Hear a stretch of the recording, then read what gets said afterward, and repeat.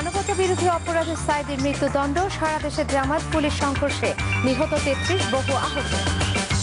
রায় শাহবাগে উল্লাস, নতুন কর্মসূচি ঘোষণা, ন্যায় বিচার বলছে ১৪ দল, আপিল করবেন সাইদির আইনজীবীরা। পুলিশ র্যাবের অ্যাকশনে প্রাণহানির ঘটনাকে ইতিহাসের নৃশংসতম গণহত্যা বললেন মির্জা ফখরুল। ধরপাকড়ের মধ্য দিয়ে রাজধানীতে জামায়াতের হরতাল, গাড়িতে আগুন, রোববার থেকে ৪৮ ঘন্টা হরতাল।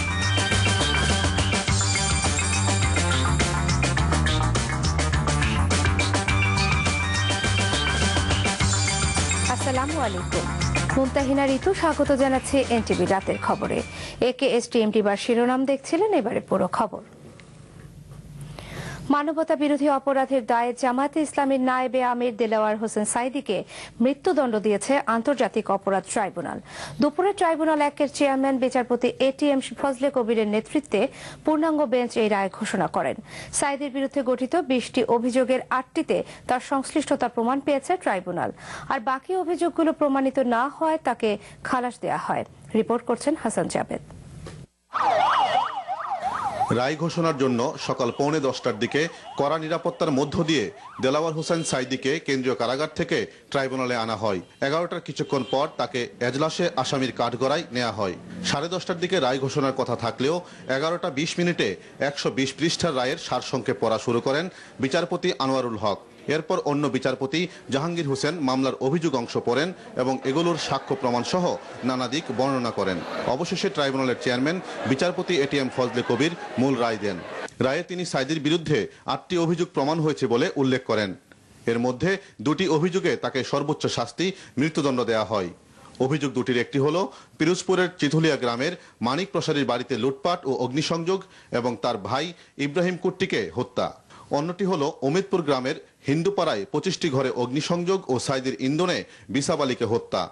যেহেতু এই দুটি অভিযোগে মৃত্যুদণ্ড দেওয়া হয়েছে, তাই অন্য 6টি অভিযোগে তাকে কোনো দণ্ড দেওয়া হয়নি। আর 12টি অভিযোগ প্রমাণিত না হওয়ায় সেগুলো থেকে তাকে খালাস দেওয়া হয়। আসামির বিরুদ্ধে 8টা অভিযোগ এবং প্রত্যেক অভিযোগে হত্যা, ধর্ষণ, বাড়িঘর আগুন দিয়ে পুড়িয়ে দেওয়া, তারপরে আপনার ধর্মান্তর করা, দেশান্তর করা, এই সব অভিযোগ তার বিরুদ্ধে প্রমাণ হয়েছে এবং প্রমাণ হয় তাকে মৃত্যুদণ্ড দেওয়া হয়েছে।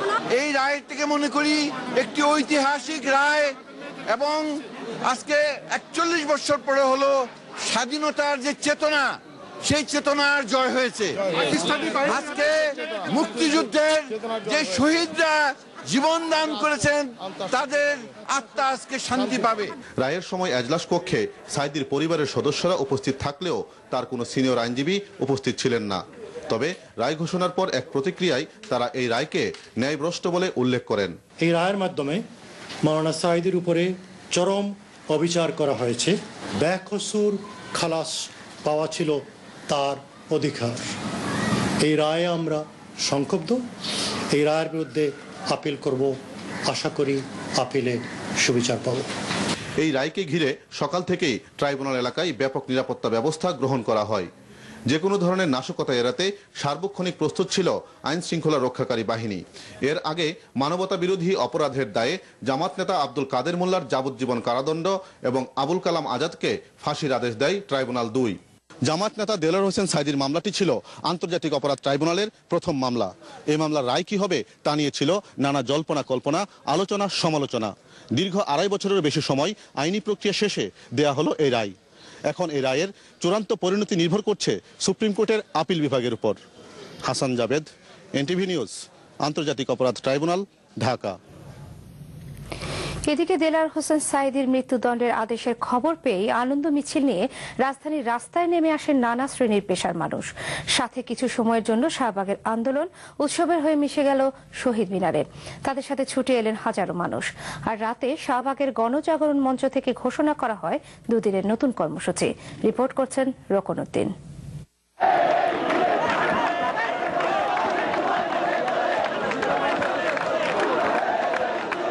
এমন এক সূর্যের অপেক্ষায় বুঝি ছিলেন সবাই। তাদের মতে যে সূর্য বারতা নিয়ে এসেছে এক নতুন আলোকের, যে আলোয় কিছুটা হলেও অবসান হলো এতদিনের অপেক্ষার, তাই এমন উল্লাস। আর জাতির বীর সন্তানদের রক্তের বিনিময়ে যে শহীদ মিনার, তাই হয়ে উঠল উৎসবের মূল কেন্দ্র।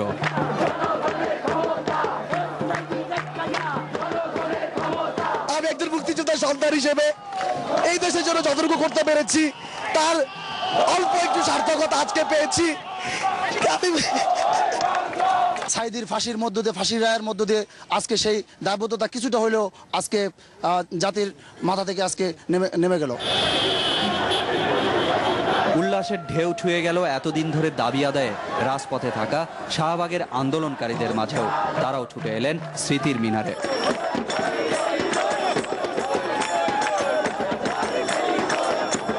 দলে দলে রাজপথে নেমে এলেন বিভিন্ন রাজনৈতিক, সামাজিক আর সাংস্কৃতিক জগতের মানুষেরাও। চাওয়া আর পাওয়া মিলে যাওয়ায় আনন্দিত অস্ত্র হাতে যারা দেশের মুক্তির মিছিলে যোগ দিয়েছিলেন তারাও। এই ফাঁসি রায় বিলম্বে এটাকে কার্যকারী করা। এখন যাদের বাকি আছে অনতি বিলম্বে সরকার এদেরকে ফাঁসি দিয়ে আমাদের বুকের জ্বালা একটু কমায় দেখ। আর রায়ের খবর শোনার পর থেকেই হাজার হাজার মানুষ ছুটে আসেন এতদিনের আন্দোলনের কেন্দ্রস্থল শাহবাগের প্রজন্ম চত্বরে। সেখানেও অন্যরকম এক আবেগ। সাথে তাদের দাবি থাকলো আর সব যুদ্ধাপরাধীদেরও সর্বোচ্চ সাজা নিশ্চিত করার। রাতে ঘোষণা করা হয় দুদিনের নতুন কর্মসূচি। শুক্রবার বেলা ৩টায় রাজধানী শাহবাগ সহ সারা দেশের গণজাগরণ মঞ্চে অনুষ্ঠিত হবে সমাবেশ।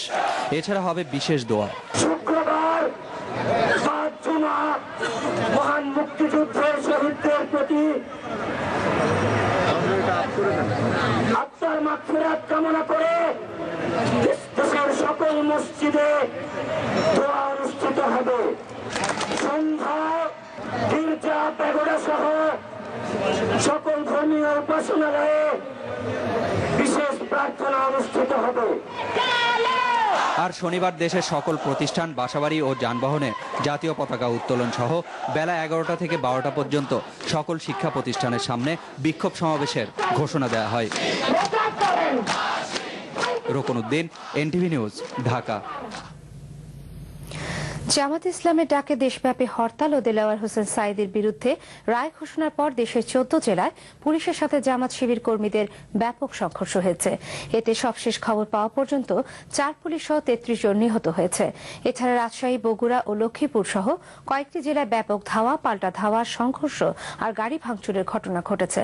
হরতালে বিভিন্ন স্থান থেকে আটক করা হয়েছে জামাত শিবিরের কয়েকশো নেতাকর্মীকে। অন্যদিকে সংঘর্ষ আটকের ঘটনায় নওগাঁর সাপাহার উপজেলায় শনিবার সকাল সন্ধ্যা হরতাল ডেকেছে জামাত। ডেস্ক রিপোর্টে বিস্তারিত।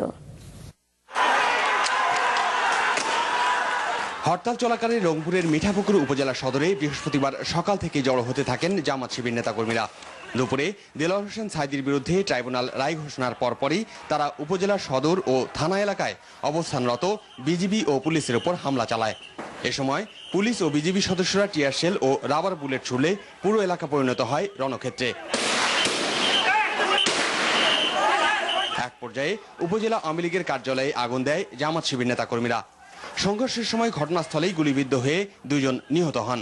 এ ঘটনার প্রতিবাদে ঢাকা রংপুর মহাসড়কের রানীপুকুর এলাকায় গাছের গুড়ি ফেলে রাস্তায় ব্যারিকেড দেওয়া হয়।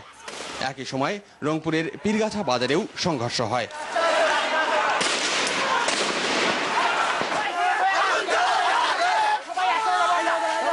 জামাত নেতা দেলাওয়ার হোসেন সাঈদীর বিরুদ্ধে রায় ঘোষণার পর ঠাকুরগাঁও সদর উপজেলার গড়িয়া ইউনিয়নের জামাত শিবির নেতাকর্মীদের সাথে পুলিশ ও বিজিবি সদস্যদের ব্যাপক সংঘর্ষ হয়। এ সময় অন্তত 100 রাউন্ড গুলি ছোড়ে বিজিবি ও পুলিশ সদস্যরা। এতে নিহত হন 5 জন।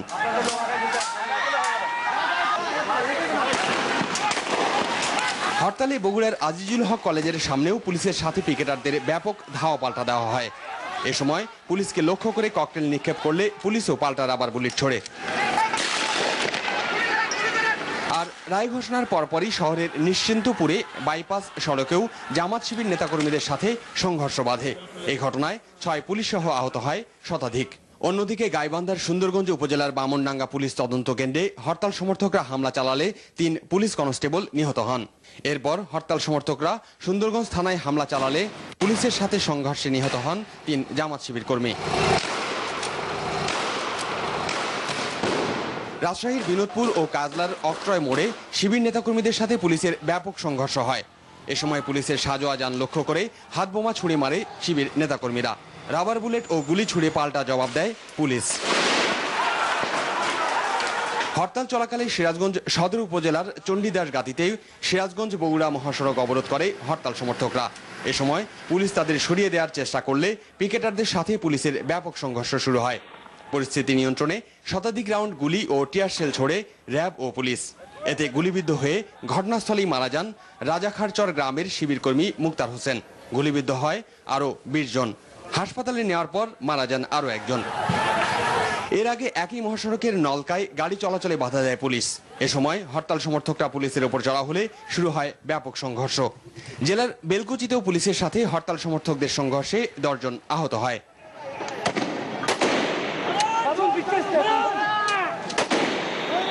রায় ঘোষণার পর চট্টগ্রামের লোহাগাড়া এলাকায় পুলিশের সাথে জামাত শিবিরের সংঘর্ষে নিহত হয়েছে এক পুলিশ সহ 2 জন, আর বাঁশখালীতে নিহত হয়েছেন 1 জন। পরে সন্ধ্যার আগে কাজীর দেউড়ি মোড়েও জামাত শিবির নেতাকর্মীদের সাথে পুলিশের ব্যাপক সংঘর্ষ হয়। রায় ঘোষণার পর কক্সবাজারের সদর উপজেলা সহ রাজাখালী উপজেলায় পুলিশের সাথে জামাত নেতাকর্মীদের ব্যাপক সংঘর্ষ হয়। এতে এই 2 এলাকায় মারা যান 2 জন। দিনাজপুরে হরতালের শুরুতেই সকাল থেকেই 10 মাইল ও রানীর বন্দর মোড়ে অবস্থান নেয় হরতাল সমর্থকরা।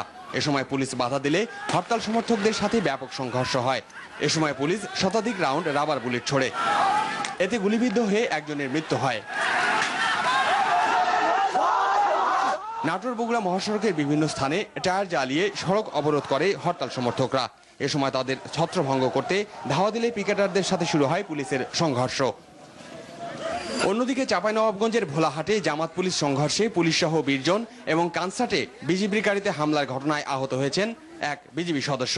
আর রায় ঘোষণার পর জামাত শিবির নেতাকর্মীরা সোনা মসজিদ এলাকায় পর্যটন মোটেলে আগুন দিলে এক প্রকৌশলী নিহত হন এবং শিবতলা পিটিআই এলাকায় জামাত পুলিশ সংঘর্ষে মারা যান আরও একজন। এছাড়া কানসাট পল্লী বিদ্যুৎ অফিসে আগুন দেয় জামাত নেতাকর্মীরা। চাঁপাইনবাবগঞ্জ শহর ও শিবগঞ্জ এলাকায় জারি করা হয় 144 ধারা। এছাড়া সাতক্ষীরা ও নোয়াখালীতেও পুলিশের সাথে জামাত শিবির নেতাকর্মীদের ব্যাপক সংঘর্ষ হয়েছে। এসব ঘটনায় মারা গেছে 4 জন। তবে সাতক্ষীরা জামাতের দাবি জেলায় নিহতের সংখ্যা 6 জন। অন্যদিকে সিলেট, জয়পুরহাট ও ফেনী সহ বেশ কয়েকটি জেলায় মোতায়েন করা হয়েছে বিজিবি সদস্যদের। M Anis, NTV news desk. আবারও দেলোয়ার হোসেন সাঈদীর রায় প্রসঙ্গ। এদিকে রায়ের পর আনুষ্ঠানিক প্রতিক্রিয়া 14 দলের নেতারা বলেছেন এ রায়ে জনগণ ন্যায় বিচার পেয়েছে। আর আইনমন্ত্রী বলেছেন আইনের শাসন প্রতিষ্ঠিত হয়েছে। গণজাগরণ মঞ্চ এ রায়ে কোনো প্রভাব ফেলেনি। এছাড়া রায়ের সন্তোষ প্রকাশ করে মিষ্টি বিতরণ ও আনন্দ মিছিল করেছে আওয়ামী লীগ ও এর সহযোগী সংগঠনের নেতাকর্মীরা। আরও জানাচ্ছেন মুকসিমুল আহসান। মানবতা বিরোধী অপরাধের দায়ে দেলোয়ার হোসেন সাঈদীর ফাঁসির রায়ের পর আওয়ামী লীগ সভাপতির ধানমন্ডি কার্যালয়ে 14 দলের সভা শেষে এ রায়ে সন্তোষ প্রকাশ করেন আওয়ামী লীগের যুগ্ম সাধারণ সম্পাদক মাহবুবুল আলম হানিফ। আমরা ন্যায় বিচার প্রত্যাশা করেছিলাম। আমরা আশা করি যে এই ন্যায় বিচার জনগণ পেয়েছে। রায় নিয়ে কেউ কোনো অতিরিক্ত মাত্রায় কোনো প্রতিক্রিয়া করবেন না, এটা আমাদের সকলের প্রতি অনুরোধ থাকবে। কারণ আরও যুদ্ধ অপরাধী এখনো আটক আছে, তাদের বিচার প্রক্রিয়া চলছে। রায়ের প্রতিক্রিয়ায় জামাত শিবির আবারও সহিংসতা চালাতে পারে এমন আশঙ্কা করে ওয়ার্কার্স পার্টির সভাপতি রাশেদ খান মেনন জানান, যে কোনো নাশকতা মোকাবেলায় রাজপথে থাকবে 14 দল। রাজনৈতিক দল নেতারা যুদ্ধাপরাধী দল হিসেবে তারা চিহ্নিত। বর্তমান মুহূর্তে সন্ত্রাসী কর্মকাণ্ডের জন্য অবশ্যই জামাতকে নিষিদ্ধ করা এটা আজকের মুহূর্তে জরুরি কর্তব্য বলে মনে করছে। সেই সাথে শাহবাগের আন্দোলনরত তরুণ প্রজন্মকে অভিনন্দন জানান 14 দলের এই নেতা। এদিকে আইনমন্ত্রী বলেছেন এ রায়ে আইনের শাসন প্রতিষ্ঠিত হয়েছে। বিচারপতি যারা আছেন আমাদের ট্রাইব্যুনালে প্রত্যেকেই অভিজ্ঞ, দক্ষ এবং ওনারা সমস্ত কিছু বিচার বিবেচনা করে বিশ্লেষণ করে রায় দিয়েছে। এবং যারা নাকি চত্বরে আছে, প্রজন্ম চত্বর, সেখান থেকে কিন্তু ওরাও বারবার বলছে যে আমাদের এই চত্বরের সমাবেশ কোনো অবস্থাতে এই ট্রাইব্যুনালের বিচারকে প্রভাবান্বিত করার জন্য নয়। আর স্বরাষ্ট্র প্রতিমন্ত্রী জানিয়েছেন জামাত শিবিরের যে কোনো নাশকতা ঠেকাতে প্রস্তুত আছে আইন শৃঙ্খলা রক্ষাকারী বাহিনী। আজকে আইন শৃঙ্খলা রক্ষাকারী বাহিনী মুক্তিযুদ্ধের চেতনায় দৃঢ় প্রতিজ্ঞ, তারা অঙ্গীকারবদ্ধ দেশের মানুষের জানমালের নিরাপত্তা বিধানের জন্য তারা কাজ করে চলেছেন। এদিকে সাঈদীর ফাঁসির রায় ঘোষণার পর দলীয় কার্যালয় সহ রাজধানীর বিভিন্ন স্থানে আনন্দ মিছিল করেছে আওয়ামী লীগ ও এর সহযোগী সংগঠনের নেতাকর্মীরা। Muksimul Ahsan, NTV news, Dhaka. দেলোয়ার হোসেন সাঈদীর মামলায় রায় সম্পূর্ণ প্রভাবমুক্ত বলে মন্তব্য করেছেন প্রসিকিউশনের প্রধান সমন্বয়ক ও অতিরিক্ত attorney general M K Rahman. অন্যদিকে তৃতীয় পক্ষকে খুশি করতে সাঈদীকে ন্যায় বিচার থেকে বঞ্চিত করা হয়েছে বলে মন্তব্য তার ছেলের। মামলার তদন্ত কর্মকর্তা, প্রসিকিউটর, সাক্ষী ও দেশের বিশিষ্টজনেরা বলেছেন এ রায় ইতিহাসের দায় মিটিয়েছে। রিপোর্ট করছেন আবু সালেহ জহির। ফেব্রুয়ারি যেন এদেশের জন্য ইতিহাসের মাস। ফেব্রুয়ারিতেই সৃষ্টি হলো নতুন ইতিহাস, শাহবাগ গণজাগরণ। সেই জাগরণের আকাঙ্ক্ষা ও প্রত্যাশার সঙ্গেই যেন মিলেমিশে একাকার হয়ে গেছে ট্রাইব্যুনালের এই রায়। আর সেই উচ্ছ্বাসই ঝরে পড়ে ট্রাইব্যুনালে আসা মুক্তিযোদ্ধাদের কণ্ঠে। নতুন প্রজন্ম যে জাগরণের সৃষ্টি করেছিল এবং যে একটা জনতার আদালত বলে কথা আছে, সেই জনতার আদালতের যে প্রত্যাশা ছিল, যে রায়টি হয়েছিল, সেই রায়ের সঙ্গে আজকে আন্তর্জাতিক অপরাধ ট্রাইব্যুনালের রায় মিলে গেছে। এই দেলোয়ার হোসেন সাঈদী এমন কোনো হত্যা, খুন-খারাপি, ধর্ষণ, জেনোসাইড যা করেছে, বিজ্ঞ আদালত তার জাজমেন্টেই সে দোষী প্রমাণিত হয়েছে এবং আমরা এখন অধীর আগ্রহে অপেক্ষা করব তারা কখন ফাঁসি কাস্টে ঝুলবে। শাহবাগের আন্দোলনকারীদের চাপেই আদালতের রায় প্রভাবিত হয়েছে বলে ট্রাইব্যুনালে মন্তব্য করেন দেলোয়ার হোসেন সাঈদী। এজলাস থেকে বের হয়ে সাঈদীর ছেলে বললেন তার বাবা ন্যায় বিচার বঞ্চিত হয়েছেন। তবে এ ধরনের অভিযোগ প্রত্যাখ্যান করেছে প্রসিকিউশন। 20টা অভিযোগের উপর 8টা অভিযোগ প্রমাণিত হয়েছে আর 12টা অভিযোগে তাকে খালাস দেওয়া হয়েছে। তো প্রভাবমুক্ত যদি না হতো তা 12টা অভিযোগ খালাস দেবে কেন? এই বিচার সম্পূর্ণ প্রভাবমুক্ত হয়েছে এবং আমি মনে করি এর ভিতরে ন্যায় বিচার নিশ্চিত হয়েছে। মাননীয় চেয়ারম্যান বলেছেন 1971 সালে মৌলানা সাঈদী কোনো রাজনৈতিক দলের সাথে সম্পৃক্ত ছিলেন না, এটা রায়ের মধ্যে এসেছে। এবং চেয়ারম্যান মহোদয় বলেছেন যে তিনি একজন মানুষ ছিলেন, একজন সাধারণ মানুষের পক্ষে গোটা পিরোজপুর জেলা শান্তি কমিটি, রাজাকার বাহিনী পরিচালনা করা অসম্ভব। সুতরাং এটা বোঝাই যাচ্ছে এটা সুপরিকল্পিতভাবে আমার বাবাকে রাজনৈতিকভাবে হয়রানি করার জন্য মামলাটি করা হয়েছে এবং তার রায় দেওয়া হয়েছে এবং তৃতীয় কোনো পক্ষকে খুশি করার জন্যই আজকে রায়টা দেওয়া হয়েছে। জাতি বিচার পেয়েছে, বিচারহীনতার যুগ শেষ হয়েছে এবং কাঙ্ক্ষিত বিচারটি আমরা 42 বছর পরে আমরা জাতিকে দিতে পেরেছি। মুক্তিযুদ্ধের লড়াই শেষ হওয়ার পরও দেশকে গড়ে তুলতে যারা এখনো লড়ছেন সেসব মানুষেরা সন্তুষ্ট আসামির সর্বোচ্চ শাস্তি হওয়ায়। আমাদের একটি কথা, এটা ঐতিহাসিকভাবে সত্য যে এরা যুদ্ধাপরাধী এবং ইতিহাসকে অমান্য করতে পারে না। পিরোজপুরে যারা শাহাদাত বরণ করেছেন, যে পরিবারগুলোকে তারা অত্যাচার করেছেন, যে নারীরা ধর্ষিত হয়েছে, আজকে অন্তত তার কিছুটা হলো আমরা রায়ের জায়গায় দাঁড়িয়ে বলতে পারি যে আমরা স্বস্তি বোধ করছি। Abu Saleh Zahir, NTV news, Dhaka. এদিকে দেশব্যাপী হত্যাকাণ্ডের জন্য পুলিশ, র্যাব ও আওয়ামী লীগের দায়ী করে বিএনপি একে আখ্যা দিয়েছে ইতিহাসের নৃশংসতম গণহত্যা হিসেবে। এক বিবৃতিতে দলটির ভারপ্রাপ্ত মহাসচিব মির্জা ফখরুল ইসলাম আলমগীর বলেন, দেলোয়ার হোসেন সাঈদীর ফাঁসির রায়কে কেন্দ্র করে দেশব্যাপী আইন শৃঙ্খলা বাহিনী ও আওয়ামী লীগের সন্ত্রাসীরা তাণ্ডব চালিয়েছে। তারা গুলি চালিয়ে সাধারণ মানুষকে হত্যা করায় গোটা জাতি এখন আতঙ্কিত। তিনি এই ঘটনাকে ইতিহাসের নৃশংসতম গণহত্যা হিসেবে অভিহিত করেন। বিএনপির যুগ্ম মহাসচিব রুহুল কবির রিজভী স্বাক্ষরিত এই বিবৃতিতে অবিলম্বে এই হত্যাকাণ্ডের বিচার বিভাগীয় তদন্ত ও সুষ্ঠু বিচারের দাবি জানান। মানুষ হত্যার এই খেলায় গণতন্ত্র, স্বাধীনতা ও সার্বভৌমত্ব সংকটের মুখে বলে বিবৃতিতে উল্লেখ করেন মির্জা ফখরুল। তিনি হত্যা ও রক্তারক্তির পথ পরিহার করতে সরকারের প্রতি আহ্বান জানান। অন্য প্রসঙ্গ, প্রধানমন্ত্রী শেখ হাসিনা বলেছেন, বেকারত্বের সুযোগ নিয়ে অনেকেই যুবশ্রেণীকে রাজনৈতিক হাতিয়ার হিসেবে ব্যবহার করেছে। একই সাথে তিনি জানান, যুবকদের কর্মসংস্থানের মাধ্যমে ভালো পথে রাখতে কাজ করছে তার সরকার। সকালে গণভবনে রংপুর বিভাগের ন্যাশনাল সার্ভিস কার্যক্রম উদ্বোধনকালে প্রধানমন্ত্রী এসব কথা বলেন। রিপোর্ট করছেন আহমেদ বিপুল। রংপুর বিভাগের 7 জেলার 8 উপজেলায় ন্যাশনাল সার্ভিসের মাধ্যমে ওই এলাকার যুব শ্রেণী 2 বছরের প্রশিক্ষণ পাবে। সময়টাতে আর্থিক সহায়তাও দেয়া হবে তাদের। সরকারের এই প্রকল্পের উদ্দেশ্য যুবকদের স্থায়ী কর্মসংস্থান সৃষ্টিতে সহায়তা করা। রংপুর জেলা প্রশাসকের কার্যালয়ের সাথে ভিডিও কনফারেন্সের মাধ্যমে এই কর্মসূচি উদ্বোধন করে প্রধানমন্ত্রী এসব কথা জানান। আমাদের যুব শ্রেণী যাদেরকে একসময় অতীতে অনেক সরকার এসেছে, এদেরকে বিভিন্নভাবে ব্যবহার করেছে। এদের হাতে অস্ত্র দিয়েছে, এদের হাতে অর্থ দিয়েছে, এদেরকে নানাভাবে সামাজিক বিভিন্ন অন্যান্য বলতে গেলে সমাজ বিরোধী কাজে তাদেরকে লিপ্ত করেছে এবং তাদেরকে ব্যবহার করেছে রাজনৈতিক হাতিয়ার হিসেবে। আমরা চাই না যে আমাদের দেশের ছেলেমেয়েরা এইভাবে ব্যবহৃত হোক। সেই সাথে প্রধানমন্ত্রী বলেন, বেকারদের কর্মসংস্থানের ব্যবস্থা হলে তাদের আর কেউ ব্যবহার করতে পারবে না। কথা বলেন মঙ্গা এলাকা বলে পরিচিত রংপুরের উন্নয়ন নিয়েও। আমরা যে 5 বছর ক্ষমতায় ছিলাম ওই এলাকায় কোনো মঙ্গা ছিল না। পরবর্তী 2001-এর পরে আবার মঙ্গা ফিরে আসে। আবার আমরা যখন 2008-এ নির্বাচিত হয়ে ক্ষমতায় আসলাম, আবার আমরা মঙ্গা দূর করতে সক্ষম হয়েছি, কিন্তু এটা একটা স্থায়ী সমাধান করা দরকার। ন্যাশনাল সার্ভিসের মাধ্যমে এ পর্যন্ত সরকার 56,801 জন যুব ও যুব মহিলাকে প্রশিক্ষণ দিয়েছে। তাদের এখন নিজের পায়ে দাঁড়ানোর তাগিদ দিলেন প্রধানমন্ত্রী। Ahmed people, NTV news, Dhaka. সিঙ্গাপুরে চিকিৎসা শেষে বৃহস্পতিবার দেশে ফিরেছেন বিএনপি চেয়ারপারসন ও বিরোধী দলীয় নেতা বেগম খালেদা জিয়া। রাত 9টার কিছু আগে সিঙ্গাপুর এয়ারলাইন্সের একটি বিমানে হযরত শাহজালাল রহমতুল্লাহ আলাইহি আন্তর্জাতিক বিমানবন্দরে পৌঁছান। বিএনপি ভারপ্রাপ্ত মহাসচিব মির্জা ফখরুল ইসলাম আলমগীর ও ব্যারিস্টার মওদুদ আহমদ, ডক্টর খন্দকার মোশাররফ হোসেন সহ দলের সিনিয়র নেতারা এই সময় সেখানে তাকে স্বাগত জানান। গত 19 ফেব্রুয়ারি চিকিৎসার জন্য সিঙ্গাপুরের উদ্দেশ্যে বাংলাদেশ ত্যাগ করেন বেগম খালেদা জিয়া।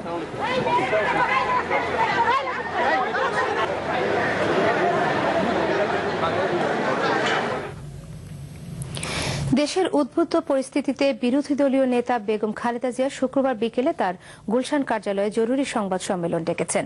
রাতে বিএনপি চেয়ারপারসনের গুলশান কার্যালয়ে জরুরি বৈঠকে এ সিদ্ধান্ত হয়। বৈঠকে দেশের বর্তমান পরিস্থিতি ও দলের কর্মপরিকল্পনা নিয়ে আলোচনা হয়। দলের স্থায়ী কমিটির সদস্য ব্যারিস্টার মওদুদ আহমদ, ডক্টর খন্দকার মোশাররফ হোসেন, ভারপ্রাপ্ত মহাসচিব মির্জা ফখরুল ইসলাম আলমগীর সহ দলের সিনিয়র নেতৃবৃন্দ বৈঠকে উপস্থিত ছিলেন।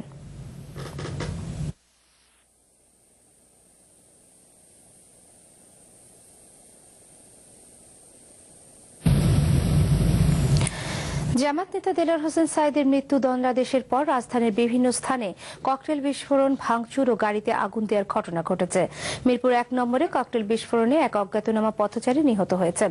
এছাড়াও জামাতের ডাকা বৃহস্পতিবার সকাল সন্ধ্যা হরতালে রাজধানীর বিভিন্ন স্থানে মিছিল ও পিকেটিং এর চেষ্টা করেন হরতাল সমর্থকরা। সাঈদীর মৃত্যুদণ্ডের রায়ের প্রতিবাদে রোববার থেকে আবারও 48 ঘন্টা হরতাল ডেকেছে জামাত। বিকেলে বর্ডার গার্ড বাংলাদেশ বিজিবি মোতায়েন করা হয়েছে। এস এম আতিকের রিপোর্ট।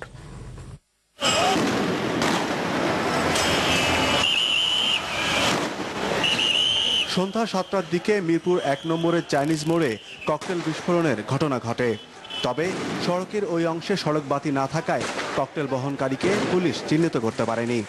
এ সময় ওই এলাকায় আতঙ্ক ছড়িয়ে পড়ে। রাস্তায় যান চলাচল বন্ধ হয়ে যায় আর পথচারীরা দৌড়ে নিরাপদ স্থানে যাওয়ার চেষ্টা করেন।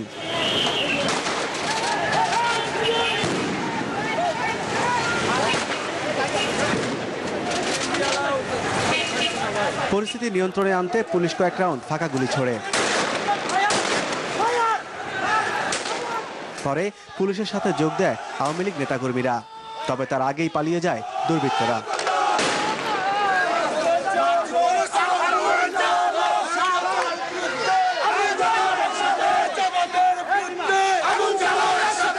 এ সময় দুর্বৃত্তদের ছোড়া একটি ককটেলের আঘাতে একজন বৃদ্ধ পথচারী গুরুতর আহত হন। পরে ঢাকা মেডিকেলে নেওয়া হলে ডাক্তাররা তাকে মৃত ঘোষণা করেন। এই যে জামাতিরে এই জায়গাতে মনে করেন 8-10টা ককটেল মারছে, তারপরে গুলি করছে, একজন তো মারাও গেল, দেখছেন তো আপনারা। আমরা শুনেছি যে এখানে গন্ডগোল হয়েছে, অ্যাকর্ডিংলি আমি পুলিশ নিয়ে এসেছি এবং একজন বোধহয় ইনজুর্ড হয়েছে। এখন আমরা জিনিসটা জেনে নিই, তারপর আমি কথা বলতে পারবো। এদিকে পুরান ঢাকার ধোলাইখালে অন্তত 20টি গাড়ি ভাঙচুর করেছে দুর্বৃত্তরা। দুপুরে শাহবাগের প্রজন্ম চত্বরের কাছাকাছি দূরত্বে হোটেল রূপসী বাংলা সীমানা দেয়ালের সামনে একটি বোমা সদৃশ তাজা বিস্ফোরক উদ্ধার করা হয়। বিকেল 4টার দিকে তা নিষ্ক্রিয় করা হয়। গোয়েন্দা সংস্থার কর্মকর্তারা বলেছেন, আতঙ্ক সৃষ্টির জন্যই এটি করা হয়েছে।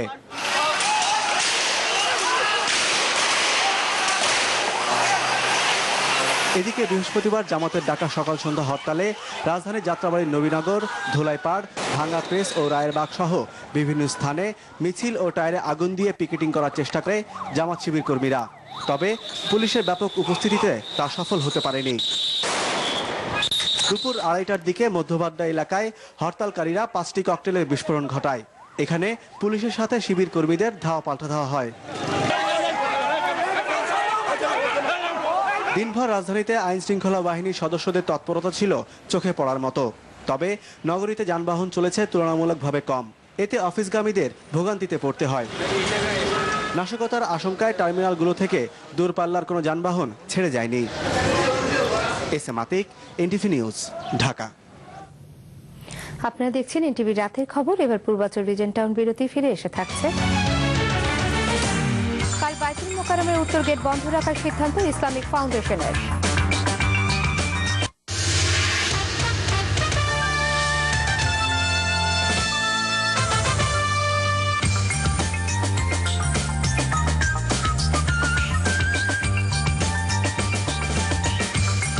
দেখছেন রাতের খবর এনটিভিতে।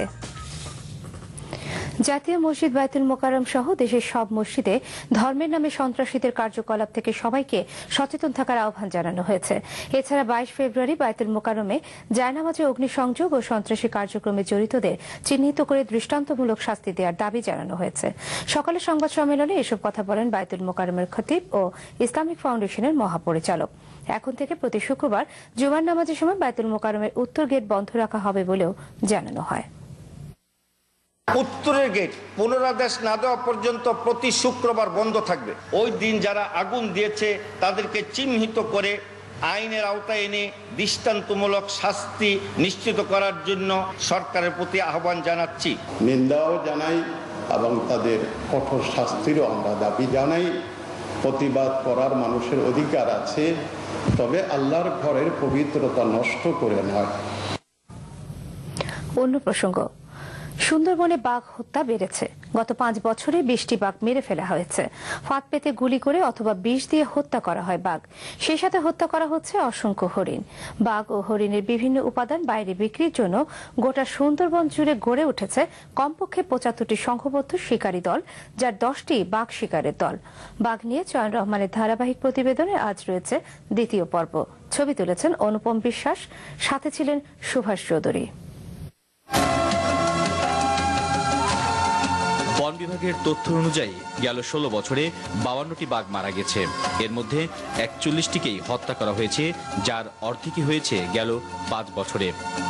বাঘ হত্যায় কৌশল পাল্টে এখন গণপিটুনির কৌশলও ব্যবহার করা হচ্ছে, কারণ এভাবে বাঘ হত্যার দায় দায়িত্ব নির্দিষ্ট কারো ঘাড়ে পড়ে না। গত 4 বছরে গণপিটুনিতে বাঘ মারা গেছে 11টি। গোটা সুন্দরবনে বাঘ ও হরিণ শিকারের জন্য সংঘবদ্ধ চক্র রয়েছে 75টি। এর মধ্যে সাতক্ষীরার শ্যামনগরের রমজাননগর, ভেটখালী, কৈখালীতে রয়েছে 30টি, খুলনার কয়রা সীমানায় রয়েছে 7টি, বাগেরহাটের মোংলায় 25টি, আর অবশিষ্ট 3টি শিকারীর দল শরণখোলায়। গোটা সুন্দরবনে বাঘ শিকারের জন্য নামকরা শিকারী জব্বার সানা, যিনি এই পর্যন্ত 20টি বাঘ হত্যা করেছেন বলে তার নিজেরও দাবি। কথা হলো তার সাথে শ্যামনগরে, জানালেন তার বাঘ শিকারের নানান কৌশল। আমি আর হাতে 19 থেকে 20টা বাঘ মারা পড়ি। বাঘের পাড়া থেকে আমরা ধরিয়ে যাইয়ে দেখি বাঘ শুয়ে আছে। গুলির বেশি লাগে না এইখানে, মারলি মারি। তিনি জানালেন কয়েক বছর আগেও বন বিভাগের লোকেরা তাকে দিয়ে বাঘ হত্যা করাতো। মারার পরে তখন ওই চেয়ারম্যান বা মেম্বার আইনি আমরা দিতাম, তখন ফরেস্ট অফিসে টাকা দিত। আগে ডিএফও অফিসে আনলে, এই ফরেস্ট অফিসে আনলে 500 কোটি টাকা দিত। আর বর্তমান তো টাকা তো পরিমাণে নাম ধরা নিছে। গণপিটুনি কিংবা বিষ প্রয়োগ করে বাঘ হত্যার কথাও জানা গেল। এ কাজে প্রত্যক্ষ সহায়তা দিয়েছেন এমন 2 ব্যক্তির কাছে। শুকরটা বা হরিণটা মারা গেল, সেলাইজ করে ওই পুরানাটা ওইটার ওই সেলাইজের ভিতরে আসতে সাজাই দেয়। আবার অ্যাজ ইট ইজ ওই পশুটারে চামড়া টামড়া দিয়ে অ্যাজ ইট ইজ যেখানে বাঘের ঢালা আছে ওইখানে রাখিয়া ওরা কাছাকাছি থাকে নৌকায়। ও খাওয়ার অন্তত 10 মিনিটের মধ্যে, ও 10 মিনিটের মধ্যেই ওর ছালতে হইবে, না হইলে পশম টসম সব নষ্ট হয়ে যায়। তারপর তো ওরা ওই জঙ্গলে ওই হাড্ডি মাংসটি টানাই রাখে, ওই আবার যখন শুটকি হয় ওইটাই নিয়ে গেছে। ওই চামড়ার মেলা দাম 1 থেকে 1.5 লক্ষ টাকা চামড়ার দাম। চামড়া সেলার পরে নলিগুলো নিয়ে বাড়ি যেয়ে রাখে। তারপর ওরা ওই নলিগুলো সবাই বাড়িতে নেই সেরে রেখে দেয়, কেউ চালে বাতায় রাখছে, কেউ মাটিতে পুঁতে রাখছে। হরিণ শিকারীর জন্য নাম করা আবুল বাশার সাথে কথা হলো সাতক্ষীরার নওবেকিতে। বানরের ডাক দেয় আর ওই পাতা টাতা নাড়া দেয়, দিলে আস্তে আস্তে আস্তে আস্তে গাছ তলে হরিণ আসে, আসলে তখন মারে। হরিণ মারার পরে ওই হরিণটা চুলিয়ে ফেলে পুরো, ওই মানে গরু ছাগলের মতো এরকম চুলিয়ে কেটে বিক্রি করে। চামড়াও বিক্রি হয় ও গোশও বিক্রি হয়। চামড়া 200, 250, 300, ও 500, 700 পর্যন্ত বিক্রি হয়। চোরা শিকারের এমন বৃদ্ধিকে সুন্দরবনের জন্য হুমকি হিসেবে মনে করছেন বিশেষজ্ঞরা। এই চোরা শিকার যদি মাত্রাতিরিক্ত বেড়ে যায় তাহলে কিন্তু সেটি আমাদের যে বাঘের যে সংখ্যা বা পপুলেশন সুন্দরবনে আছে সেটিকে কিন্তু এফেক্ট করবে। কতজন। চয়ন রহমান, এনটিভি নিউজ, কৈখালী, সাতক্ষীরা।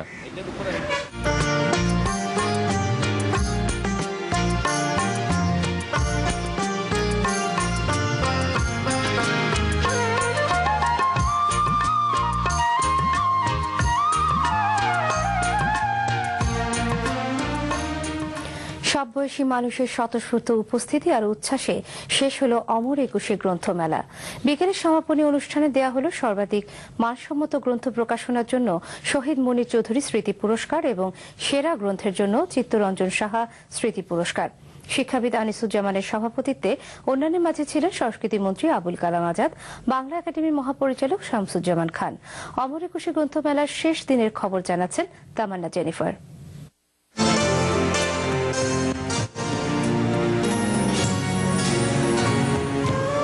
অমর একুশে গ্রন্থমেলায় লেখক, প্রকাশক, পাঠকের প্রাণের স্রোত এভাবে ধরা দিতে পেরিয়ে যাবে বছর।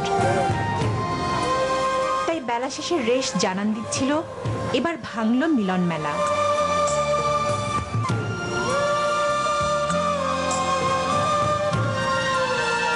বরাবরের মতো এবার সেরা গ্রন্থের জন্য চিত্তরঞ্জন সাহা স্মৃতি পুরস্কার পেল প্রথমা ওয়ারি বটেশ্বর শেকরের সন্ধানী গ্রন্থের জন্য, আর সর্বাধিক মানসম্মত গ্রন্থ প্রকাশের জন্য শহীদ মুনীর চৌধুরী স্মৃতি পুরস্কার পেল ইউপিএল, শুদ্ধস্বর এবং আগামী প্রকাশনী।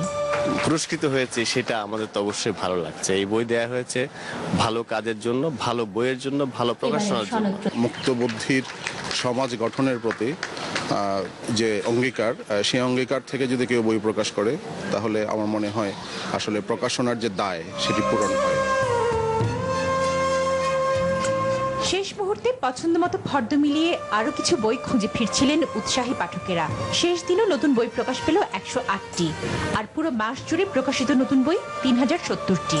এত নতুন বইয়ের মেলায় একাত্ম হবার অনবদ্য এক তৃপ্তি খুঁজে পান লেখক, পাঠকেরা এর মাঝেই। প্রকাশনার ক্ষেত্রে একটি নীতিমালা থাকা দরকার। এটি থাকলে পরে প্রকৃতপক্ষে যেসব ভালো বই সেসবই প্রকাশিত হবে, যে কোনো বই যে কেউ ইচ্ছা করলেই প্রকাশ করতে পারবে না। আমার মনে হয় এ ব্যাপারে পাঠকের সচেতনতাই পাঠককে রক্ষা করতে পারে। এবার 246টি প্রকাশনা প্রতিষ্ঠানের অংশগ্রহণে মেলার বিক্রি প্রায় 10.5 কোটি টাকা, যা গতবারের চেয়ে প্রায় 15 কোটি টাকা কম। সব মিলিয়ে অগ্নিকাণ্ডের মতো বিচ্ছিন্ন কিছু ঘটনা ছাড়া বইমেলা শুরু থেকেই ছিল ভরপুর। তবে পাঠকের প্রত্যাশা, বৎসরান্তের প্রতীক্ষা শেষে বাঙালির সৃষ্টির সম্ভার নিয়ে আগামী বইমেলা আসুক আরেকটু নির্ভুল হয়ে, আরো সুন্দর হয়ে। তামান্না জেনিফার, এনটিভি নিউজ, ঢাকা।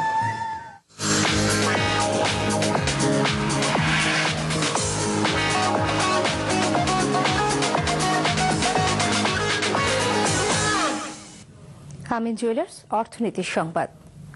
বিশ্বব্যাংক প্রেসিডেন্ট জিম ইয়ং কিমের সাথে বৈঠক করেছেন অর্থমন্ত্রী আবুল মাল আব্দুল মুহিত। ওয়াশিংটন থেকে পাঠানো বিশ্বব্যাংকের এক বিবৃতিতে জানানো হয়, বুধবার ওয়াশিংটনে দুজনে দারিদ্র্য বিমোচনের ক্ষেত্রে বিদ্যমান বাধাগুলো অতিক্রমের বিষয় নিয়ে আলাপ করেন। এক্ষেত্রে বাংলাদেশ ইতোমধ্যে যে অগ্রগতি অর্জন করেছে তার প্রশংসা করেন বিশ্বব্যাংক প্রেসিডেন্ট। তবে তিনি উল্লেখ করেন, এখনো প্রায় 5 কোটি মানুষ দারিদ্র্যের মধ্যে বাস করছে। বৈঠকে সুশাসন, দেশের প্রতিষ্ঠান ও প্রক্রিয়াগুলো আরও জোরদার করা ও বিগত দশকে 6% কাছাকাছি প্রবৃদ্ধি অর্জন ও নারী শিক্ষার মাধ্যমে সামাজিক পরিবর্তনের বিষয় নিয়ে আলোচনা হয়। তবে সম্প্রতি পদ্মা সেতু প্রকল্পের ঋণের অনুরোধ প্রত্যাহার এবং এই প্রকল্পে দুর্নীতি ষড়যন্ত্র তদন্তের বিষয়ে অর্থমন্ত্রীর সঙ্গে বিশ্বব্যাংক প্রেসিডেন্টের কোনো আলোচনা হয়েছে কিনা সে বিষয়ে বিবৃতিতে কিছু উল্লেখ করা হয়নি। রাতের খবরে আরো একটা পূর্বাচল রিজেন্ট টাউন বিরতি, আরো খবর আরেকটু পর। সাইদি রায়ের খবর গুরুত্ব পেয়েছে আন্তর্জাতিক মিডিয়ায়।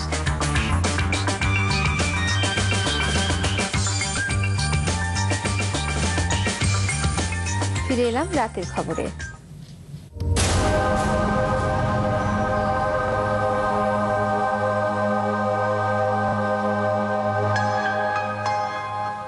ইসলামী ব্যাংক আন্তর্জাতিক সংবাদ। বাংলাদেশের মতো আন্তর্জাতিক অপরাধ ট্রাইব্যুনালের রায় নিয়ে কৌতূহল ছিল পুরো বিশ্ব জুড়েই, যার ধারাবাহিকতায় রায় পরবর্তী আন্তর্জাতিক বিভিন্ন গণমাধ্যমে রায়ের খবর এসেছে বেশ ফলাও করেই। আন্তর্জাতিক গণমাধ্যমগুলোতে আজ ট্রাইব্যুনালের রায় নিয়ে আসা সংবাদ সম্পর্কে বিস্তারিত থাকছে ডেস্ক রিপোর্টে। বৃহস্পতিবার জামাতে ইসলামের নায়েবে আমির দেলোয়ার হোসেন সাইদিকে 1971-এ মানবতা বিরোধী অপরাধে জড়িত থাকার দায়ে ফাঁসির আদেশ দেয় ট্রাইব্যুনাল। এরপর বিবিসি, সিএনএন, আল জাজিরা সহ অধিকাংশ গুরুত্বপূর্ণ গণমাধ্যমেই খবরটি প্রচারিত হয় বেশ ফলাও করেই। রায়ের পর বাংলাদেশের বিভিন্ন জেলায় সংঘর্ষে একাধিক প্রাণহানির কথা জানিয়ে খবরটি প্রকাশিত হয় রয়টার্সে। এছাড়া ফাঁসি ও এ রায়ে দেশের বিভিন্ন প্রান্তে উৎসবের কথা জানিয়ে সংবাদটি প্রকাশিত হয় টাইমস অব ইন্ডিয়ার মতো বেশ কিছু ভারতীয় গণমাধ্যমেও। এসব প্রতিবেদনে দেলোয়ার হোসাইন সাইদি সম্পর্কে উত্থাপিত অভিযোগ এবং ট্রাইব্যুনালের দেয়া ফাঁসির আদেশের ওপর বিস্তারিত খবর জানানো হয়। অবশ্য সদ্যপ্রাপ্ত এই খবরটি নিয়ে এখনো কোনো প্রতিক্রিয়ার খবর আসেনি এসব গণমাধ্যমে। তবে রায়কে ঘিরে বৃহস্পতিবার জামায়াতের ডাকা হরতাল ও সরকারের নেওয়া বিশেষ নিরাপত্তা ব্যবস্থার খবর দিয়েছে সংস্থাগুলো।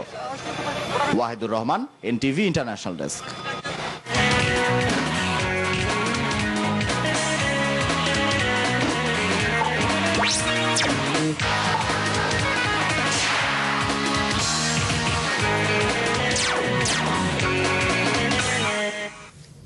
চ্যাম্পিয়ন খেলার খবর।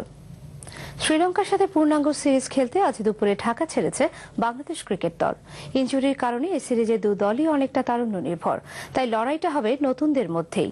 সেই লড়াইয়ে এনামুল বিজয়, মার্শাল আইয়ুবদের উপর অধিনায়কের মতো আস্থা রাখতে চান সহ অধিনায়কও। রিপোর্ট সুব্রত ববির। 2007-এ শেষবার লঙ্কা সফর করেছিল বাংলাদেশ। গত 6 বছরে ক্রিকেট থেকে সেই কবেই বিদায় নিয়েছেন মুরালি ভাসরা। সবশেষ অস্ট্রেলিয়ার বিপক্ষের দলটিও নেই বাংলাদেশের বিপক্ষে সিরিজে জয়বর্ধনে আর সাঙ্গাকারা ইনজুরিতে পড়ায়। অ্যাঞ্জেলো ম্যাথিউসকে অধিনায়ক করে গড়া লঙ্কা দলে যারা ঢুকেছেন তার 9 ক্রিকেটারের বয়সই 25 বা তার নিচে। বয়সের বিবেচনায় কেবল নয়, বাংলাদেশের যেখানে 3 ক্রিকেটারের সামনে হাতছানি টেস্ট ক্যাপ পড়ার, সে সারিতে শ্রীলঙ্কান ক্রিকেটারের সংখ্যাই বেশি। তারুণের লড়াইয়ের যে আগমনী বার্তা এসেছে, সে লড়াই জয়ের দৃঢ় প্রত্যয় নিয়ে ঢাকা ছেড়েছেন বাংলাদেশের নতুনরা। আমার নর্মালি ওয়ান ডাউন খেলা, ওপেনিং খেলা একই রকম ব্যাপার। নতুন বলে আমি মনে করবো যে আমি নতুন বলে যদি সার্ভাইভ করতে পারি, মনে করবো যে বড় ইনিংস খেলা সম্ভব। আমাদের টিমে আরো তামিম ভাই আছে, অমিত ভাই আছে। আমি মনে করি তারা যদি নতুন বলে সার্ভাইভ করতে পারে, আমরা বড় স্কোর করতে পারবো। যেহেতু এটা ন্যাশনাল টিমের ফার্স্ট টুর আমার জন্য অবশ্যই খুব ভালো লাগছে। চেষ্টা থাকবে আর কি বড় ইনিংস খেলার, যেভাবে ন্যাশনাল লিগ বিসিএল খেলে আসছে সেভাবে। লঙ্কান দলে সুযোগ পাওয়া বেশ কয়েকজন ক্রিকেটারের চেয়ে অভিজ্ঞতায় এগিয়ে থাকছেন মমিনুল বিজয়রা। এরা ওয়ানডে ক্রিকেটের আন্তর্জাতিক অঙ্গনটা চিনে ফেললেও লঙ্কান উঠতি তরুণদের অনেকেরই খেলা হয়নি কোনো ফরম্যাটের ক্রিকেট। এমনকি সুযোগ পাওয়া অনেকেরই প্রথম শ্রেণীর ক্রিকেটের বয়স আর ম্যাচের সংখ্যাটাও বেশি নয়। সে বিবেচনায় তো সিনিয়রদের মতো সহ অধিনায়কও বাংলাদেশের তরুণদের নিয়ে স্বপ্ন দেখতেই পারেন। এক্সপেকটেশন যদি বলেন যে সবাই ভালো পারফর্ম করে জায়গা করে নিয়েছে, তো তারা ডোমেস্টিকে যেভাবে পারফর্ম করেছে সবাই খুব ব্রিলিয়েন্টলি পারফর্ম করেছে। তো ইনশাল্লাহ আশা করি এই সিরিজে তারা ওটাই পুনরাবৃত্তি করবে। লক্ষ্য তো অবশ্যই ভালো খেলা এবং অবশ্যই সিরিজ জেতা। 8 মার্চ গলে শুরু হতে যাওয়া প্রথম টেস্টেই বোঝা যাবে দু দলের লড়াইয়ে কতটুকু ভূমিকা রাখতে পারেন কোন দেশের তরুণ ক্রিকেটাররা। Subrata Bobby, NTV news, Dhaka. এদিকে শ্রীলঙ্কার মাটিতে পা রেখে বাংলাদেশ দলের হেড কোচ জানিয়েছেন এবারে সফরে জয়ের লক্ষ্য নিয়ে গিয়েছে তার দল। একই সুরে কথা বলেছেন অধিনায়ক মুশফিকুর রহিমও। কঠিন হলেও স্বাগতিকদের বিপক্ষে জয় পাওয়া অসম্ভব নয় বলেই জানিয়েছেন তিনি। কলম্বোর তাজ সমুদ্র হোটেলে শ্রীলঙ্কার নতুন টেস্ট অধিনায়ক অ্যাঞ্জেলো ম্যাথিউস ও অধিনায়ক মুশফিক যৌথ সংবাদ সম্মেলন করেন। নিজ দলের অবস্থান সম্পর্কে বলতে গিয়ে বাংলাদেশের হেড কোচ শেন জ্যাগেনসন জানিয়েছেন যথেষ্ট প্রস্তুতি নিয়ে এবার শ্রীলঙ্কায় খেলবে তার দল। গত কিছুদিনের আন্তর্জাতিক সাফল্যের কারণে সিরিজে জয় পাওয়া অসম্ভব কিছু নয় বাংলাদেশের জন্য।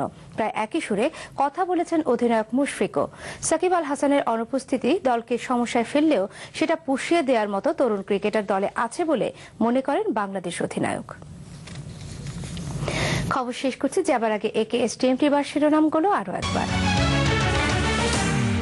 মানবতা বিরোধী অপরাধে সাইদির মৃত্যুদণ্ড, সারা দেশে জামাত পুলিশ সংঘর্ষে নিহত 33, বহু আহত। রায় শাহবাগে